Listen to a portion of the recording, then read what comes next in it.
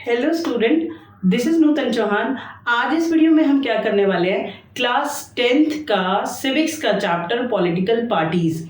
इस चैप्टर को मैं के बहुत सारे टॉपिक्स में पहले की वीडियो में करा चुकी हूँ। लगभग पूरा चैप्टर कंप्लीट हो चुका है, बस इसके 2 टॉपिक और रह गए हैं, वो आज की वीडियो में कंप्लीट करेंगे और चैप्टर को कंप्लीट कर देंगे। चाहे तो पॉलिटिकल पार्टी का मीनिंग है, फंक्शंस हैं, इसकी नीड है, ठीक है, पॉलिटिकल पार्टी के टाइप्स हैं, नेशनल पार्टी कौन सी होती है, स्टेट पार्टी को कैसे रिकॉग्नाइज करते हैं, वो सारी चीज़ें 1 बाय 1 मैं आपको पहले की वीडियो में समझा चुकी हूँ। जिसने वीडियो नहीं देखे हैं पहले के, तो उन्हें डिस्क्रिप्शन बॉक्स में लिंक मिल जाएगा, तो वहाँ जाके वो देख सकते हैं। ठीक है, आज का वीडियो हम स्टार्ट करते हैं। आज क्या है, status of the state parties in India. See national level की जो पार्टीज हैं, लाइक कांग्रेस पार्टी है और बीजेपी पार्टी है, उसे तो सब जानते हैं। लेकिन what about regional parties? Regional कह दो या स्टेट पार्टी कह दो, एक ही बात है। ठीक है, बहुत सारी छोटे छोटे पार्टी हैं और बहुत अच्छा प्रदर्शन करती हैं अपने स्टेट्स के अंदर। ठीक है, और नेशनल लेवल पर भी बहुत अच्छी भूमिका निभाती हैं, लेकिन उनकी पहचान उतनी ज़्यादा आपको दिखाई नहीं देती। ठीक है, जितना साउंड आपको बीजेपी या कांग्रेस का सुनाई देता है, नेशनल पार्टियां, मेगा पार्टियां, बड़ी पार्टियां, तो वो तो आपको समझ में आता है। लेकिन स्मॉल पार्टीज का आपको लगता है इनका जो रेपुटेशन है वो कम है। जी नहीं, इनकी रेपुटेशन भी बहुत ज़्यादा है, डेमोक्रेसी में पूरा रोल निभाती हैं। 5 नंबर का क्वेश्चन आता है और बच्चे फंक्शंस, रिफॉर्म, ये सारी चीज़ें तो पॉलिटिकल पार्टी का मीनिंग ये सब पढ़ लेते हैं। लेकिन what is the contribution of state parties in Indian democracy और इंडियन पॉलिटिक्स, तो ये वाला क्वेश्चन बच्चे नहीं करते, नहीं समझते, और ये बहुत ही इंपॉर्टेंट क्वेश्चन है। Status of state parties in India, कि इनकी क्या भूमिका है, बहुत ही ज़्यादा इंपॉर्टेंट है। देखें, there are several state parties in India which happen to have succeeded only in some state। ठीक है, कि हमारे देश में कुछ ऐसी पार्टीज हैं जो सिर्फ स्टेट लेवल पर अच्छा प्रदर्शन करती हैं, कोई दिक्कत वाली बात नहीं है। Parties like Samajwadi party and राष्ट्रीय Janata Dal have national level political organization with unit in several state। ठीक है, आपको ये दोनों नाम याद रखने हैं, समाजवादी पार्टी और एक राष्ट्रीय जनता दल। दोनों स्टेट पार्टीज हैं, दोनों इलेक्शन कमीशन ने रिकॉग्नाइज करा हुआ है कि दोनों स्टेट पार्टी हैं, लेकिन ये बहुत सारे स्टेट्स में बहुत अच्छा प्रदर्शन करती हैं। ठीक है, बहुत सारी सीटें ले जाती हैं और ये नेशनल लेवल की पॉलिटिक्स को इन्फ्लुएंस करती हैं, नेशनल लेवल तक। बात समझ आ गई, यानी लोकसभा के इलेक्शन में भी बहुत अच्छा प्रदर्शन करती हैं। ठीक है, तो नाम समाजवादी पार्टी और राष्ट्रीय जनता दल आपको याद रहना चाहिए। आगे हम देखते हैं, लेकिन some of these parties, state parties like Biju Janata Dal और Sikkim Democratic Front are common conscious about their state identity. देख बेटा, आज इस बात को सीखो, 1 नंबर में अलग से पूछ लेंगे। समाजवादी पार्टी भी स्टेट पार्टी है, राष्ट्रीय जनता दल भी स्टेट पार्टी है, बीजू जनता दल भी स्टेट पार्टी है और सिक्किम डेमोक्रेट फ्रंट भी डेमोक्रेटिक स्टेट पार्टी है। ये सारी स्टेट पार्टी है। अंतर क्या है कि कुछ स्टेट पार्टी जैसे सिक्किम डेमोक्रेटिक फ्रंट, ये सिर्फ स्टेट तक सीमित होते हैं, अपने स्टेट में बहुत अच्छा प्रदर्शन करती हैं, इसलिए इलेक्शन कमीशन इनको स्टेट का दर्जा देके रखते हैं, स्टेट पार्टी का। बात समझ में आ गई। लेकिन कुछ स्टेट पार्टी होती हैं जो स्टेट्स में भी अच्छा प्रदर्शन करती हैं और नेशनल लेवल की पॉलिटिक्स को भी इन्फ्लुएंस करती हैं, और लेकिन वो भी स्टेट पार्टी होती हैं। याद रखेंगे कि कुछ स्टेट पार्टी नेशनल लेवल तक अच्छे से खेलती हैं और कुछ स्टेट पार्टी एक स्टेट के अंदर सीमित रहती हैं। दोनों ही स्टेट पार्टी हैं, एक समाजवादी पार्टी और राष्ट्रीय जनता दल का नाम याद रखेंगे, और सिक्किम डेमोक्रेटिक फ्रंट और बीजू जनता दल का नाम याद रखेंगे। ठीक है, over the last 3 decades the number and the strength of these party has expanded. This made parliamentary democracy more and more diverse। यही तो डेमोक्रेसी की खूबसूरती है। ये लाइन आज आपको अपने दिमाग में फिट कर लेनी चाहिए। मैंने आपको क्या कहा कि भाई नेशनल पार्टीज है, बड़ी पार्टियां इलेक्शन लड़ रही हैं, ये छोटी छोटी पार्टीज का क्या जरूरत है, स्टेट पार्टीज का हटाओ इनको। नहीं, जितनी स्टेट पार्टीज ज़्यादा होंगी उतनी ज़्यादा डाइवर्सिटी पार्लियामेंट के अंदर होगी, उतनी ज़्यादा डाइवर्सिटी स्टेट लेजिस्लेटिव असेंबलीज में होगी। अलग अलग जाति के, अलग अलग धर्म के लोग वहाँ जाकर बैठेंगे, तो बहुत ज़्यादा डाइवर्सिटी होगी, तो उससे ज़्यादा लोगों के व्यूज़, ठीक है, सारे इकट्ठे होकर एक नई अच्छी पॉलिसी पार्लियामेंट में या स्टेट लेजिस्लेटिव असेंबलीज में बन पाएंगी। बात समझ में आ गई? तो ये जो स्टेट पार्टीज हैं, अगर आप रिसेंट ईयर में देखेंगे तो बहुत अच्छा प्रदर्शन कर रही हैं और इनकी वजह से पार्लियामेंट के अंदर डाइवर्सिटी बढ़ती है, घटती नहीं है, बढ़ती है। भाई कुछ महाराष्ट्र से चुनकर आ गए, कोई बंगाल से चुनकर आ गया, कोई हरियाणा से चुनकर आ गया, तो इससे क्या होता है, डाइवर्सिटी बढ़ती है। बात समझ में आ गया कि पार्लियामेंट में हर जाति धर्म के लोग होंगे, तो इससे हर लोगों के जो व्यू हैं वो सब वहां पर जाएंगे। ऐसा नहीं है सिर्फ पार्लियामेंट में एक ही जाति के लोग बैठे हुए हैं, तो उससे तो मुसीबत हो जाएगी। तो फिर वो सिर्फ अपनी जाति के बारे में बोलेंगे, उन्हीं के प्रॉफिट के लिए वो पॉलिसी बनाएंगे, ठीक है। तो स्टेट पार्टीज की वजह से क्या खूबसूरती आती है, स्टेट लेजिस्लेटिव असेंबलीज में और प्लस पार्लियामेंट में डाइवर्सिटी बढ़ती है, जो कि बहुत अच्छी बात है, ठीक है। Since these parties have compelled the national party to form an alliance with them, आपको पता है कि आज़ादी के बाद 1947 से और 1977 तक सिर्फ कांग्रेस पार्टी सेंटर और स्टेट पॉलिटिक्स को डोमिनेट करती रही, लगातार कांग्रेस पार्टी जीतती रही, बहुत बढ़िया बात है, कोई दिक्कत की बात नहीं है। लेकिन 77 के बाद सिचुएशन बदलना शुरू हुआ और 90s में तो ये हाल हुआ बेटा कि कोई भी सिंगल पार्टी, जो बड़ी पार्टी नेशनल पार्टी, वो मेजॉरिटी सिलेक्शन जीत ही नहीं रहे थे। अब ऐसे में क्या कहते हैं कि गवर्नमेंट छोड़ दो, कि बिना गवर्नमेंट के देश चल जाएगा, नहीं, गवर्नमेंट तो बनानी पड़ेगी। इन दिस सिचुएशन जो नेशनल पार्टीज हैं, they understand importance of state party. उन्हें ये बात समझ में आ गई थी कि अकेले तो इलेक्शन जीता नहीं जा रहा हमसे, तो उन्होंने क्या किया, उन्होंने छोटी छोटी जो स्टेट पार्टीज हैं उनके साथ अलायंस करा, समझौता करा, और उसके बाद जब उनके साथ समझौता करके इलेक्शन लड़ा और जीते, तब उन्होंने कोलिशन गवर्नमेंट बनाई। तो यहाँ पर आज आपको ये बात सीख लेनी चाहिए, ठीक है, नेशनल पार्टी का अपना इंपॉर्टेंस होता है, उसका एक अपना प्रभाव होता है जनता के साथ, बट नेशनल पार्टी छोटे छोटे पार्टीज के साथ कोलैप्स करके क्यों चलती है कि फ्यूचर में अगर नहीं वो मेजॉरिटी से इलेक्शन जीते तब, तो ये छोटी छोटी पार्टी जो एक एक दो दो तीन तीन चार चार सीटें लेंगी, सबसे मिलाकर फिर वो कोलिशन गवर्नमेंट बना लेंगे। मैं कोलिशन और अलायंस का मतलब आपको पहले ही वीडियो में समझा चुकी हूँ, ठीक है, कि जो बड़ी पार्टी है छोटी पार्टी के साथ समझौता करती है अलायंस इलेक्शन से पहले, और अगर ये समझौता, ये अलायंस जीत जाता है तो फिर कोलिशन गवर्नमेंट बनती है। बात समझ में आ गई? तो यहाँ पर आपको ये बात समझनी पड़ेगी कि जो स्टेट पार्टीज हैं उनकी बहुत ज़्यादा वैल्यू है। नेशनल पार्टी उनके साथ क्या करती हैं, अलायंस करती हैं, समझौता करती हैं, और उसके बाद कोलिशन गवर्नमेंट बनती है और सरकार चलती है, ठीक है। देखो, एक पार्टी जीत गई मेजॉरिटी से, जो कि मैंने बताया कांग्रेस लंबे टाइम तक जीतती रही, और उसके बाद 2014 और 2019 में बीजेपी बहुत अच्छे बहुमत से जीती, लेकिन वो बीच का टाइम पीरियड, ठीक है, जैसे कांग्रेस ने सत्ता में रही, लेकिन बेटा उस टाइम पर उन्होंने क्या करा, बीच वाले टाइम पीरियड में उन्हें कोलिशन करना पड़ा दूसरे पार्टीज के साथ, यूपीए, यूनाइटेड प्रोग्रेसिव अलायंस, ठीक है। इस तरह बीजेपी ने भी, अभी 2024 का इलेक्शन बीजेपी लड़ेगी, अकेले लड़ेगी नहीं, बिल्कुल नहीं लड़ेगी, एनडीए, नेशनल डेमोक्रेटिक अलायंस, समझौते के साथ बहुत छोटी छोटी पार्टियों के साथ लड़ने वाली है। क्यों? क्योंकि अगर वो अकेले नहीं बहुमत से सारी सीटें ले पाए जितनी चाहिए पार्लियामेंट में, ठीक है, तो फिर वो जो एनडीए में जो छोटे छोटे ग्रुप है, जो अलग अलग स्टेट पार्टीज हैं, उनसे वो सीटें लेकर फिर सरकार को कोलिशन गवर्नमेंट बना लेंगे, महागठबंधन सरकार, और मिलकर सरकार को चलाएंगे।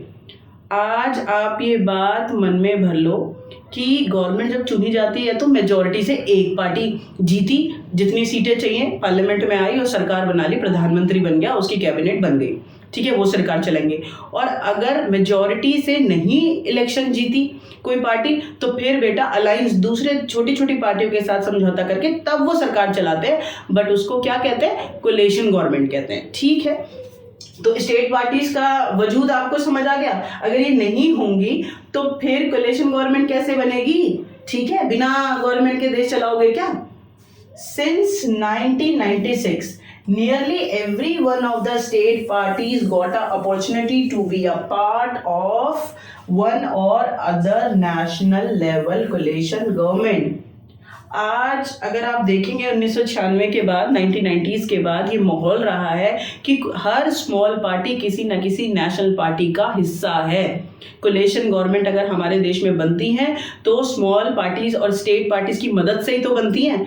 तो जो आपको दिख नहीं रहा है ना, जैसे आपका घर में आपको दिखाई देती है पूरी बिल्डिंग की, पहला फ्लोर हो गया, दूसरा हो गया, आपको बेस दिखाई देता है, तो स्मॉल पार्टीज बेस है बड़ी पार्टी का और मिलकर देश को चलाते हैं। अगर आप स्टेट पार्टीज को हटा देंगे तो फिर आपका देश नहीं संभल पाएगा, गवर्नमेंट नहीं चल पाएंगी। मैं आपको ये सिखाने की कोशिश कर रही हूँ, ठीक है।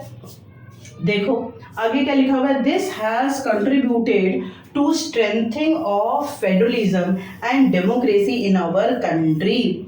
स्टेट पार्टीज आपके देश को जो डेमोक्रेसी है उसको मजबूत बनाती हैं और प्लस फेडरलिज्म को भी ताकत देती है। Federalism means division of power, ये मैं आपको पहले समझा चुकी हूँ फेडरलिज्म चैप्टर में।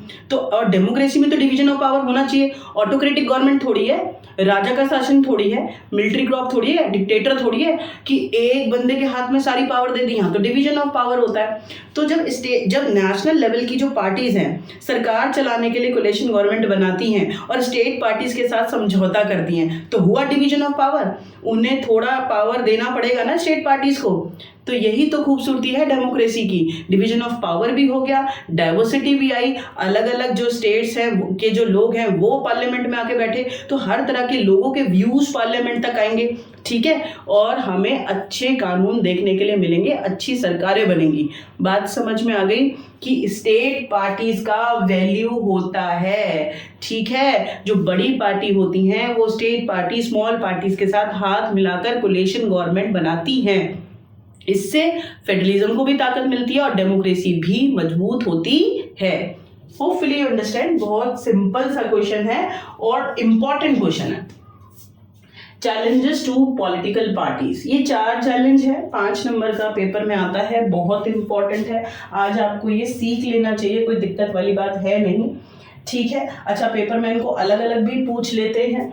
देखो जैसे स्टूडेंट के सामने चैलेंजेस होते हैं ना कि वो कैसे ज़्यादा नंबर लेके आए, कैसे अच्छे से पास हों, तो स्ट्रैटेजी बनानी पड़ती है। तो कुछ चैलेंजेस होते हैं कि सुबह कैसे उठे यार, बड़ी बड़ी किताबों को कैसे पढ़ें, लेक्चर्स को कैसे अटेंड करें। तो these are the challenges in front of student. तो same as it is teacher के सामने चैलेंज होता है कि how we deliver our lecture, कि आपको समझ आ जाए, ठीक है। तो हमें भी स्ट्रैटेजी लगानी पड़ती है, स्पीड से बोले या स्लो बोले। तो same as it is some challenges and problem और obstacle in front of political parties. Political parties के सामने भी बहुत सारे चैलेंजेस होते हैं। हैव अ लुक, ये प्रॉब्लम है और इनका सोल्यूशन भी बताऊंगी और चैप्टर को क्लोज कर देंगे, ठीक है। देखें क्या लिखा हुआ है, लैक ऑफ इंटरनल डेमोक्रेसी। ये पूरे विश्व में ना जितनी भी डेमोक्रेटिक कंट्री हैं जहां पॉलिटिकल पार्टीज हैं, तो भैया वहां पर ये प्रॉब्लम है ही। क्या है ये? Lack of internal democracy. Democracy जानते हैं ना कि the particular place where people elect their rulers, ठीक है। जिस देश में डेमोक्रेसी है वहाँ की पॉलिटिकल पार्टीज में इंटरनल पॉलिटिकल पार्टीज के अंदर डेमोक्रेसी नहीं है। अभी समझ नहीं आएगा, अब आप इस बात को समझो। मैं आपसे बोलूँ बेटा झूठ नहीं बोलते, ठीक है। ये मैंने आपको एक प्रिंसिपल बताया और मैं खुद झूठ बोलती हूँ, इंटरनली मैं खुद झूठ बोलती हूँ। मैं बोलूँ कि बेटा सुबह उठना है आपको और रोज़ उठना है, और मैं खुद सुबह लेट तक सोती हूँ, है ना। तो इंटरनल इशू है ना, इंटरनल वीकनेस। आपको तो बोल रही हूँ लेकिन मैं खुद ऐसा नहीं करती। तो ये बहुत बड़ी समस्या है पॉलिटिकल पार्टीज के साथ कि हम एक डेमोक्रेटिक कंट्री में हैं जहाँ इक्वलिटी है, जहाँ फ्रीडम है, ठीक है, इलेक्शन होते हैं, बराबरी का मौका दिया जाता है पॉलिटिकल पार्टीज को। वहीं पर पॉलिटिकल पार्टीज में ना इंटरनल डेमोक्रेसी नहीं है, उनके अंदर डेमोक्रेसी के फीचर नहीं है। कैसे नहीं है वो बात आप ध्यान से समझेंगे।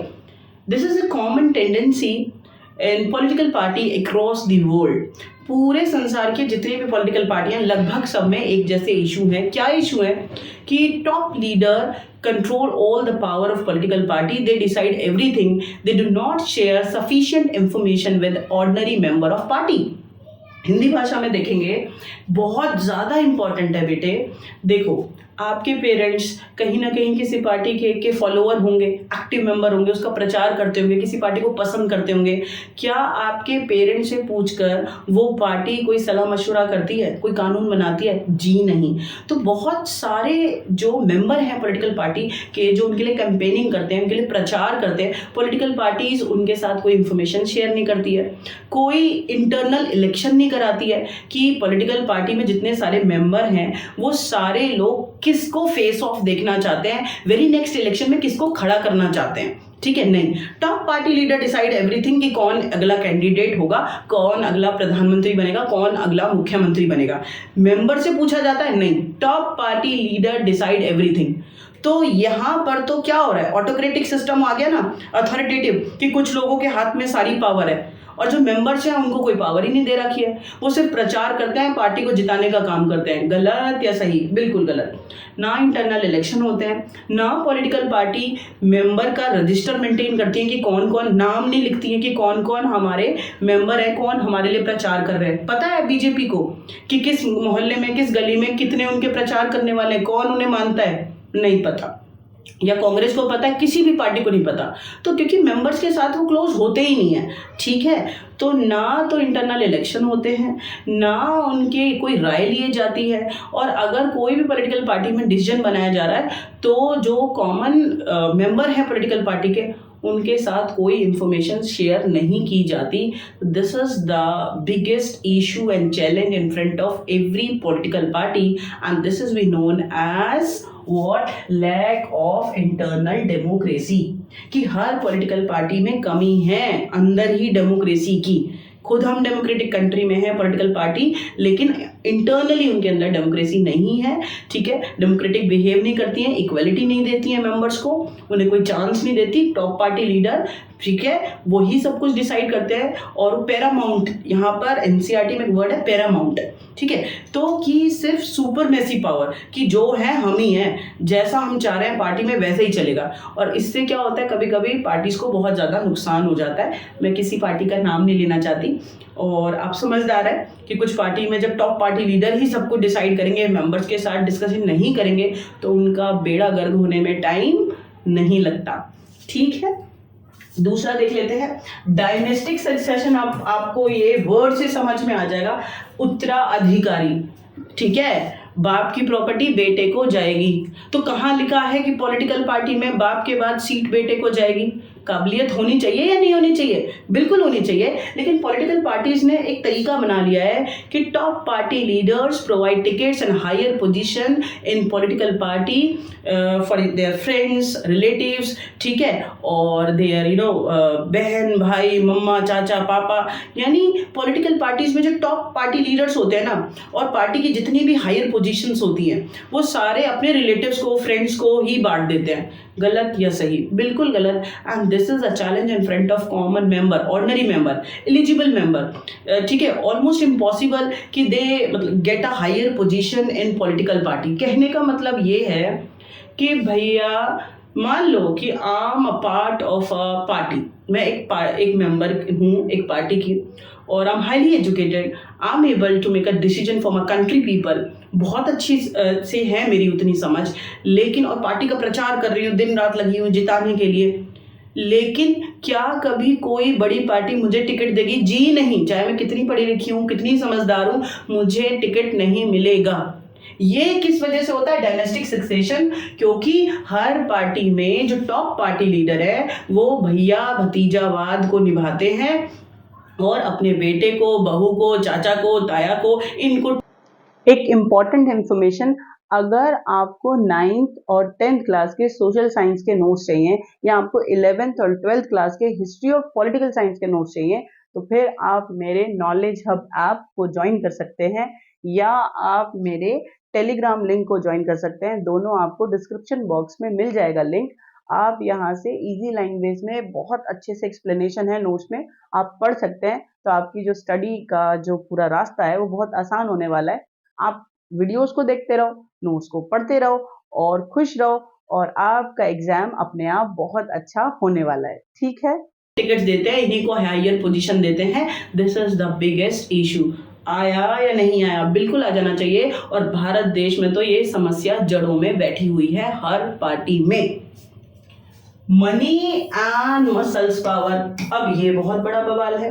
या तो इलेक्शन को पैसे से जीता जाता है या मसल, ताकत के दम पर, बॉडी नहीं बनानी है, ठीक है, ताकत के दम पर जीता जाता है। It means every political party have only agenda to win election, ठीक है। It doesn't matter they use dirty tricks. हर पॉलिटिकल पार्टी को बस जीतने से मतलब है, ठीक है। Political parties provide ticket only those give them fund, large fund like business class. जो बिजनेस ना बड़े बड़े जो बिजनेस क्लास में है, रईस लोग हैं जो पॉलिटिकल पार्टी को करोड़ों रुपए देते हैं, पॉलिटिकल पार्टी उन्हें टिकट दे देती है लड़ने के लिए कि भैया क्योंकि इलेक्शन में लड़ने के लिए, प्रचार करने के लिए पैसा चाहिए।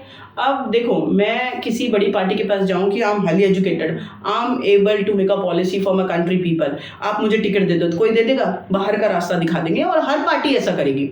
तो पॉलिटिकल पार्टी काबिलियत नहीं देखती हैं, जिनके पास पैसा है उसे देते हैं, ठीक है। और business class influence the decision of political party. मैं किसी भी पॉलिटिकल पार्टी का नाम नहीं लेना चाहती और ना मैं किसी बिजनेस क्लास का नाम लेना चाहती। आप समझदार हैं, आप कैलकुलेट कर सकते हैं, आपको समझ में आ गया होगा। जैसे बड़े बड़े बिजनेस इंडस्ट्रियलिस्ट होते हैं, वो बड़ी बड़ी पार्टियों को क्या देते हैं? फंड दे देते हैं। बेटा करोड़ों का हिसाब है, कहूँ तो अरबों रुपए का हिसाब है। 500 करोड़, 2000 करोड़ दे देते हैं इलेक्शन लड़ने के लिए, पार्टी जीत जाती है उस पैसे से। और उसके बाद क्या होता है कि जो रईस लोग हैं जैसी पॉलिसी बनवाना चाहते हैं वो पॉलिटिकल पार्टी गवर्नमेंट में आके वैसा बनाती है। गलत या सही? बिल्कुल गलत। ये बहुत बड़ी समस्या है जो पॉलिटिकल पार्टीज के जड़ में बैठी हुई है, ठीक है। यहाँ तक आपको समझ में आ गया होगा। फिर मसल्स पावर क्या है? मसल पावर में क्या होता है? Political party also provide ticket those have criminal pending records, background. जिन लोगों ने खून खराबे किए हुए हैं ना, जिन्होंने रॉबरी करे हुए हैं, जिन्होंने स्कैम करे हुए हैं खरबों रुपए के, पॉलिटिकल पार्टी कहती है भैया जो इतना देश को घुमा सकता है ना, वो इलेक्शन भी जिता सकता है, उनको टिकट दे देती है। गलत या सही? बिल्कुल गलत। आप युवा हैं, जितने बच्चे इस वीडियो को आप देख रहे हैं, तो प्लीज़ आप अवेयर हो जाए एज अ वोटर कि आपको आगे चलकर इस चीज़ को रोकने की कोशिश करनी है, ठीक है। तो मनी और मसल्स पावर आपको समझ में आया होगा, डायनेस्टिक सक्सेशन आपको समझ आ गया, लैक ऑफ इंटरनल डेमोक्रेसी आपको समझ आ गया ना। Let's talk about meaningful choice. क्या होता है मीनिंगफुल चॉइस? यहाँ पर आप लिख दो lack of meaningful choice, lack of meaningful choice. See, in today world all the political parties almost same ideologies, they do same promises with voters। यानी आज की दुनिया में जब इलेक्शन होता है तो हर पॉलिटिकल पार्टी सेम प्रॉमिस कर देती है यार। सब कहेंगे अनएम्प्लॉयमेंट हटा देंगे, सब कहेंगे इंफ्रास्ट्रक्चर ठीक कर देंगे, सब कहेंगे हेल्थ स्ट्रक्चर ठीक कर देंगे, सबका एक जैसा रेला रहता है। एक ने कह दिया ना 5 किलो राशन फ्री बंटवाएंगे, तो सबको 5 से 10 किलो तक सबको ही बंटवाना है। एक पार्टी कहेगी स्कूटी बंटवाएंगे, तो अगला कह देगा हम तो बाइक बंटवा देंगे। तो वोटर लिटिल बिट कंफ्यूज कि इनका एक्चुअल आइडियोलॉजी क्या है, ये देश को सुधारना कैसे चाहते हैं, चलाना कैसे चाहते हैं, वो तो कंफ्यूजन आ गया ना। तो आपने अपने घर में ये बात सुनी होगी, नेबर से सुना होगा, कहीं पे भी, यार किसी को भी वोट दे दो क्या फर्क पड़ता है ना। Because of lack of meaningful choice हर पार्टी का चेहरा ऑलमोस्ट सेम दिखने लगता है। जब आइडेंटिकल सब अलग अलग होंगे, सिद्धांत अलग होंगे, तभी तो आप चूज कर पाएंगे मुझे ये वाली चीज ज्यादा अच्छी लग रही है, इसके प्रोमिसेस ज्यादा अच्छे लग रहे हैं। Then you cast your vote according to the ideology. But today, this is such a big challenge in front of political parties, lack of meaningful choice। meaningful choice है ही नहीं। एनसीईआरटी में एग्जाम्पल दिया है ब्रिटेन का। Britain में 2 पार्टियां, एक है लेबर पार्टी और एक है कंजर्वेटिव पार्टी। आप दोनों को उठा के देख लो, दोनों की जो आइडियोलॉजी है ना ऑलमोस्ट सेम है, बहुत ही कम डिफरेंस है इम्प्लीमेंट करने में। अदरवाइज आप उसको रीड करेंगे ना तो दोनों की आइडियोलॉजी, दोनों के प्रिंसिपल एक जैसे हैं। तो क्या फर्क पड़ता है कि कंजर्वेटिव पार्टी को वोट दे दो और क्या फर्क पड़ता है लेबर पार्टी को वोट दे दो, ठीक है। जब पॉलिटिकल पार्टीज के सिद्धांत अलग अलग होंगे, अलग अलग आइडियोलॉजीज होंगी, तब वोटर कंफ्यूज नहीं होगा। जो उसकी चॉइस होगी, यार मुझे ना ये वाला पसंद आ रहा है, तो वो उसके हिसाब से वोट देगा। ठीक है, तो ये चारों समस्याएं हैं जिससे हर पॉलिटिकल पार्टी जूझ रही है। इसके आगे भी बहुत सारी समस्याएं, बट एनसीईआरटी ने इनको कंसीडर करा है, तो हमें इन्हें अच्छे से पढ़ना है, कोई दिक्कत नहीं होनी चाहिए। आज के हम अपने लास्ट टॉपिक पे चलेंगे और हम चैप्टर को क्लोज कर देंगे। How can parties B reform, political parties को सुधारा कैसे जा सकता है।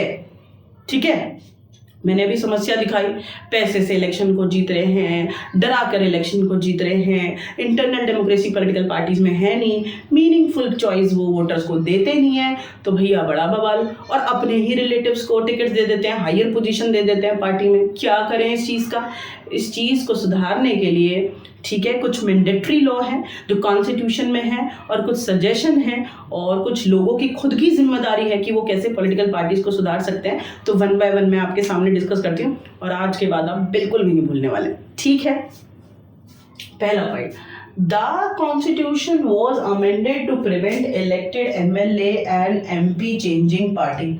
आपको पता है पॉलिटिकल पार्टीज में और MLA MP में एक मौत आई रहती है, एक बहुत बड़ा प्रॉब्लम है।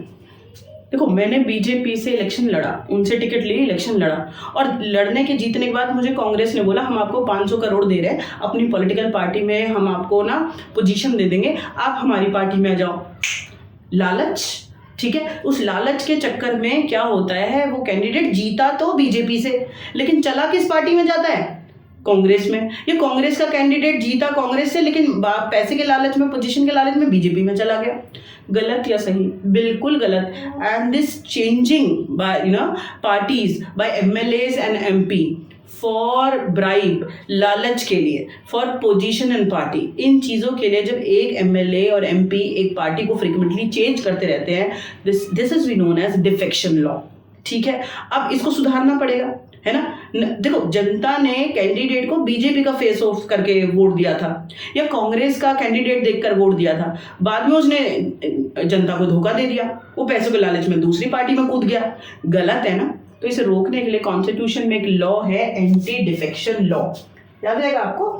देखो, this was done because many elected representatives be indulging in defection in order to become a minister or cash reward. Now the law say that if MLA and MP changes parties, he or she will lose the seat in the legislature. Constitution में भैया आज एक कानून है जिसे कहते हैं anti defection law, एक नंबर में अलग से आ जाएगा। According to anti defection law, after winning election, ठीक है, MLA और MP if they try to change political party, की बीजेपी से जीते तो कांग्रेस में कूदेंगे, या कांग्रेस में जीते हैं तो बीजेपी में जाएंगे। In this situation as a punishment they lose their seat in legislature, फिर उन्हें अपने MLA और MP की सीट को त्यागना पड़ेगा। आया मजा? ठीक है, ये तो बहुत ही बढ़िया मेरे को लगता है, बहुत अच्छा है। लेकिन डेमोक्रेसी थोड़ी सी फ्लेक्सिबल है, और जो जाने और आने वाले हैं वो कोई ना कोई तोड़ निकाल लेते हैं। फिलहाल ये बहुत अच्छा है। एंड डिफेक्शन का मतलब जब MLA MP अपनी सीट को चेंज करते हैं, एक जगह से दूसरी पार्टी में जा रहे हैं। एंटी डिफेक्शन लॉ कॉन्स्टिट्यूशन में लिखा है, इसे रोकने के लिए। एंटी डिफेक्शन क्या है? जब अगर MLA MP ने जीता किसी और पार्टी से और जीतने के बाद किसी और पार्टी में चले गए, तो उन्हें लेजिस्लेचर में अपनी सीट को छोड़ना पड़ेगा एज अ पनिशमेंट। तो इसे हम कहते हैं एंटी डिफेक्शन लॉ। तो ये एक तरीका है पॉलिटिकल पार्टीज को सुधारने के लिए, बहुत बढ़िया बात है। आगे चलते हैं। सेकेंड तरीका मैं आपको बता रही हूँ, ये भी मैंडेटरी है। Supreme Court try to reduce influence of money in election, that is why they order to every candidate or political parties those participate in election कि they submit a affidavit about their property and money detail और criminal pending records। यानी supreme court हर candidate और हर political party को order दे देता है, mandatory है बेटा ये, कि अगर आपको इलेक्शन लड़ना है तो इलेक्शन से पहले आपको एक लीगल डॉक्यूमेंट सबमिट करना पड़ेगा, एफिडेविट कहते हैं उसको। ठीक है, आपकी कितनी प्रॉपर्टी है और आपके ऊपर कितने क्रिमिनल पेंडिंग रिकॉर्ड चल रहे हैं, मतलब कोई केस अगर ऐसा सीरियस चल रहा है, तो इससे क्या होता है, पब्लिक को समझ में आ जाएगा कि भाई इंफॉर्मेशन शेयर हो जाती है कि कितना हिसाब किताब है इसका। समझ में आ गया? वो और बात है, आप भी जानते हैं और मैं भी जानती हूँ, डेमोक्रेसी थोड़ा सा फ्लेक्सिबल है और चालाकी करके हर तरीके से जो क्रिमिनल रिकॉर्ड वाले लोग भी हैं, अननेसेसरी जिनके पास इलीगल प्रॉपर्टी है, आराम से इलेक्शन को लड़ते हैं और जीतते भी हैं। ठीक है, होपफुली यू अंडरस्टैंड मैं क्या कह रही हूँ. Now it is mandatory for every candidate who contest election to file an affidavit giving detail of his property and criminal pending record against him. याद रहेगा आपको, ये दूसरा सुधारने का तरीका है पॉलिटिकल पार्टीज को. सुप्रीम कोर्ट ने बोला है अगर किसी भी कैंडिडेट को इलेक्शन में खड़ा होना है तो फिर उसको एफिडेविट सबमिट करना पड़ेगा अपनी प्रॉपर्टी डिटेल का, और अगर उसके ऊपर कोई क्रिमिनल केस चल रहा है तो. आया या नहीं आया? बिल्कुल आ जाना चाहिए, छोटी सी बात है. ठीक है. The election commission passed an order making it necessary for political parties to hold their organizational election and submit income tax return. ये तीसरा मैंडेटरी है और ये हर पॉलिटिकल पार्टी के ऊपर है. क्या है? इलेक्शन कमीशन ऑर्डर देता है. जैसे सुप्रीम कोर्ट ने ऑर्डर दिया ना कि आपको प्रॉपर्टी और क्रिमिनल पेंडिंग रिकॉर्ड्स का डिटेल देना पड़ेगा, एफिडेविट सबमिट करना पड़ेगा. इलेक्शन कमीशन ने हर पॉलिटिकल पार्टी को कंपलसरी ऑर्डर दिया हुआ है कि वो अपने पॉलिटिकल पार्टी के, देश के इलेक्शन नहीं, देश के इलेक्शन तो इलेक्शन कमीशन ही कराएगा, उसकी जिम्मेदारी है. अपनी हर पार्टी के इंटरनल इलेक्शन हर पॉलिटिकल पार्टी कराएगी, plus election file there income tax return. Her political party को इनकम टैक्स रिटर्न फाइल करना पड़ेगा कि इलेक्शन लड़ने के लिए पैसा कहाँ से आ रहा है, उसका हिसाब किताब देना पड़ेगा. अब देख लो कि भ्रष्टाचार को रोकने के लिए कितने तरीके कंट्रोल कर रही है गवर्नमेंट, ये कॉन्स्टिट्यूशन, लेकिन तोड़ने के कितने तरीके लोग निकाल लेते हैं, हद है. इनकम टैक्स रिटर्न भी फाइल करा रहे हैं कि आपके पास ये जो पैसा आ रहा है इलेक्शन में लड़ने के लिए, ये व्हाइट मनी है या ब्लैक मनी है. ब्लैक मनी है तो स्टॉप लगा देंगे, बट आप भी जानते हैं और मैं भी जानती हूँ कि कितनी ब्लैक मनी यूज होती है इलेक्शन के अंदर. ठीक है. तो वो ना जो अभी मैंने तीनों बताए, सुप्रीम कोर्ट के सामने एफिडेविट सबमिट करना है प्रॉपर्टी और आपके क्रिमिनल पेंडिंग रिकॉर्ड्स का, प्लस इलेक्शन कमीशन ने ऑर्डर दिया है कि हर पॉलिटिकल पार्टी को ऑर्गेनाइजेशनल इलेक्शन, अपने पॉलिटिकल पार्टी का इलेक्शन कराना पड़ेगा और इनकम टैक्स रिटर्न फाइल करना पड़ेगा. एंटी डिफेक्शन लॉ लगाया गया, ये मैंडेटरी है, ऐसा होगा, निश्चित है, मैंडेटरी. ठीक है, कंपलसरी. ये सजेशन है, that is up to party कि उन्हें मानना है या नहीं मानना है. एक होता है कंपलसरी स्कूल जाना ही है, और एक है भैया जल्दी उठ जाना, सुबह पढ़ लेना. ये सजेशन है, मानो या मत मानो. ठीक है, दोनों ही तरीके पढ़ाई के लिए हैं. स्कूल जाना मैंडेटरी है, लेकिन सुबह उठकर पढ़ना मैंडेटरी नहीं है, सजेशन है. ठीक है. तो now let's talk about suggestion कि और कौन कौन से सजेशन हैं जिन्हें पॉलिटिकल पार्टी अपनाकर सुधर सकती हैं. जरा देखें कौन सी हैं वो सजेशन. देखो, a law should be made to regulate the internal affair of political party. मैंने आपको शुरू में कहा था ना, लैक ऑफ इंटरनल डेमोक्रेसी, कि पॉलिटिकल पार्टी में डेमोक्रेसी की कमी है. वो अपने मेंबर्स को नहीं जानती, उनके साथ इलेक्शन नहीं कराती इंटरनल, उनके उन मेंबर्स का नाम नहीं जानते कि पॉलिटिकल पार्टी के लिए, हमारी पार्टी के लिए कौन कौन से मेंबर पूरे देश में फैले हुए हैं जो प्रचार कर रहे हैं, है ना. तो यहाँ पर लिखा हुआ है कि एक कानून बनना चाहिए कि पॉलिटिकल पार्टी इंटरनली अपने जो कैंडिडेट्स हैं, मेंबर हैं, उनके साथ बातचीत करे, इलेक्शन करे, उनका नाम मेंटेन करे. अगर पॉलिटिकल पार्टी में कोई झगड़ा हो रहा है तो पॉलिटिकल पार्टी के जो मेंबर हैं और पॉलिटिकल पार्टी के टॉप लीडर हैं वो आपस में ही उसको सेटल करें. तो हर पॉलिटिकल पार्टी के लिए कानून होना चाहिए कि अपने इंटरनल मैटर्स को, अफेयर्स को अच्छे से संभाल पाएं. बहुत अच्छा सजेशन है. It should be made mandatory for political parties to give a minimum number of tickets, about 1/3 to the women candidate. I like this one. मुझे बहुत अच्छा लगता है ये सजेशन. वो और बात है कि पॉलिटिकल पार्टीज ये नहीं मानने वाले. लेट्स सी कब तक नहीं मानेंगे. हर पॉलिटिकल पार्टी जब इलेक्शन में खड़ी हो रही है, मान लो पार्लियामेंट में के इलेक्शन में खड़े होना है, प्रधानमंत्री के इलेक्शन में, ठीक है, बीजेपी के, कांग्रेस को, तो अपने टिकट जो वो बांट रहे हैं तो हर party 1/3 tickets at least women candidate को दे कि जितने भी वो टिकट बांट रहे हैं, 500 बांट रहे हैं, 400 बांट रहे हैं, उनमें से 1/3 टिकट वुमेन कैंडिडेट को देने चाहिए कि उन सीटों पर कौन जीत के आए, वुमेन ही जीत के आए. बात समझ में आ गई. अच्छी बात है कि बीजेपी है, कांग्रेस, अगर हर किसी ने 1/3 सीट्स पे जो है ना टिकट है वो सिर्फ वुमेन को दे दिए, तो चाहे कांग्रेस से आए चाहे बीजेपी से आए तो जीतेगी तो महिला कैंडिडेट. तो ये निश्चित हो जाएगा कि पार्लियामेंट में 1/3 सीटों पे तो लड़कियां जीत के आने वाली हैं. बहुत अच्छी बात है वुमेन एम्पावरमेंट के लिए. There should be state funding of the elections the government should given the parties more to support the election expresses. भैया जो बड़ी पार्टी हैं वो क्या करती हैं, वो उनके पास तो बहुत पैसा होता है, बिजनेस क्लास को पता है कि भाई कांग्रेस जीतेगी, बीजेपी जीतेगी, उनके पीछे खड़े हैं, अरबों रुपए की फंडिंग हो जाती है। What about small parties? मैं और मेरे फ्रेंड्स ना एजुकेटेड है और हम एक पार्टी बना लें, एक वोट घर वाले भी नहीं देंगे, ठीक है, कि हारना तो है, क्यों वोट को वेस्ट करें। तो बिकॉज मेरे पास कैंपेनिंग के लिए पैसा नहीं होगा। बात समझ में आई?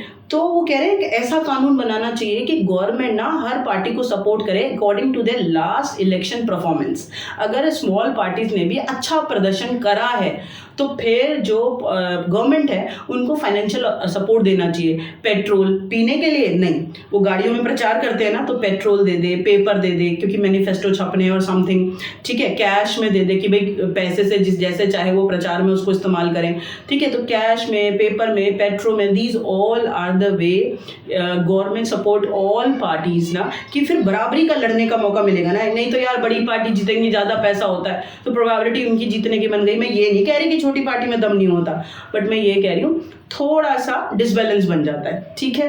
तो ये भी बहुत अच्छा सजेशन है कि गवर्नमेंट को हर पॉलिटिकल पार्टी को फाइनेंशियल सपोर्ट करना चाहिए, तो बराबरी का मौका मिलेगा प्रचार के लिए। तो देखें फिर किस्मत दम है और देखें कौन जीतेगा। तो आपको पता है फिलहाल तो खैर पैसे के दम पर और डरा कर इलेक्शन को जीत लिया जाता है। हर इलेक्शन को ऐसे नहीं जीता जाता यार, काबिलियत के दम पर भी जीता जाता है, ठीक है। तो ये है सजेशन, आपकी मर्जी है, आप इन्हें पॉलिटिकल पार्टी ने माने या ना माने। पहले मैंने मैंडेटरी बताया था, पेपर में अगर कॉमन आ जाए कि व्हाट आर द सजेशन और कुछ भी कि कैसे पॉलिटिकल पार्टी को सुधारना है, तब तो मिंगल करके लिख दो। अगर सिर्फ मैंडेटरी लॉ ही आए तो तब आपको मैंडेटरी लॉ ही बताने हैं, सजेशन आए तो सजेशन ही करने हैं। लेट्स टॉक अबाउट, बिल्कुल लास्ट टॉपिक पे आ गए आपके बारे में। भैया मीनिंग बता दिया, फंक्शन बता दिया, चैलेंजेस बता दिए, सुधार बता दिए, ठीक है, टाइप्स बता दिए, नेशनल पार्टी बता दी, स्टेट पार्टी बता दी, स्टेट पार्टी का कंट्रीब्यूशन बता दिया। आपको मैंने आपके देश के पॉलिटिकल पार्टी के पूरे दर्शन करा दिए। अब लास्ट में आपकी बारी, आपको कैसे छोड़ के जाऊंगी, बहुत इंपॉर्टेंट है आपके बारे में। देख बेटे, ये निश्चित है, यूनिवर्सल ट्रुथ है, संसार में कोई भी दुख है जनता खुद काटेगी। गवर्नमेंट कोशिश कर सकती है, कानून बना सकती हैं, आप भ्रष्टाचार का इल्ज़ाम लगा सकते हैं, लेकिन आपकी खुद की जिम्मेदारी है उसको ठीक करना। कहते हैं इन्वायरमेंट पॉल्यूशन, ठीक है, कोशिश करेंगी गवर्नमेंट, ठीक है, भ्रष्टाचार, हेल्थ इश्यूज और अनएम्प्लॉयमेंट और ये एजुकेशन और ये ब्ला ब्ला ब्ला, उफ बहुत सारा सर दर्द है। लेकिन हर जगह पर जो सबसे पहला कंट्रीब्यूशन होता है वो होता है जनता का। तो यानी पॉलिटिकल पार्टीज को सुधारने का भी सबसे पहली जिम्मेदारी किसकी हुई, आपकी। तो देखें आपकी क्या जिम्मेदारी है, आप कैसे as a citizen of your country reform political parties. देखें अगर आपने डंडा अपने हाथ में ले लिया ना तो क्या मजाल पॉलिटिकल पार्टीज बिगड़ जाए, ठीक है। अगर बाप डंडा हाथ में ले ले तो बेटा बिगड़ जाएगा, प्यार से ले ले या थोड़ी सी चतुराई से ले ले। तो बस उसी तरीके से है, जब जनता जिद पे आ जाए कि हमारे हिसाब से ही देश चलेगा तो हो ही नहीं सकता कि पॉलिटिकल पार्टी अपना दिमाग लगा ले। बट ये है कि लैक ऑफ अवेयरनेस, लोगों को लगता है कि अरे भैया राजा आप हैं, आपने पॉलिटिकल पार्टीज के हाथ में दे रखा है सब कुछ। One people can put pressure on political party. This can be done through petition, publicity and agitation. आज ये बात सीख के जाएंगे, पब्लिसिटी, ठीक है, पिटीशन और agitation, make a pressure on political parties.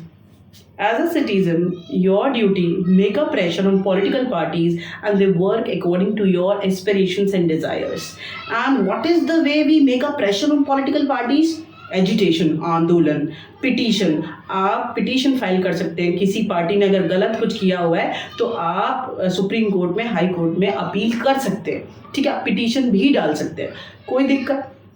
तो जब आप लगातार आंदोलन करेंगे, प्रेशर बनाएंगे पॉलिटिकल पार्टीज पे, तो दे अवेयर कि we lose very next election if we do not work according to desire of people. Hopefully you understand क्या कहना चाहती हूँ। अब जरा इसे मन पर छापो कि आपकी अपनी जिम्मेदारी, अगर आपको लगता है कि देश में कुछ गलत हो रहा है तो उठो, लगाओ आवाज, बनाओ ग्रुप, एजिटेशन करो, आ जाओ, रैली करो सड़कों पर। मैं खून करने के लिए नहीं कह रही हूँ, मैं गोली चलाने के लिए नहीं कह रही हूँ, मैं आवाज़ उठाने के लिए कह रही हूँ। नॉन वायलेंस वे से अगर लगातार आप अपनी बात को रखेंगे मीडिया के थ्रू, आजकल सोशल मीडिया पर अपनी बात को रखा जा सकता है, बट नॉन वायलेंस वे से किसी को नुकसान नहीं पहुँचाना है अपने शब्दों से भी।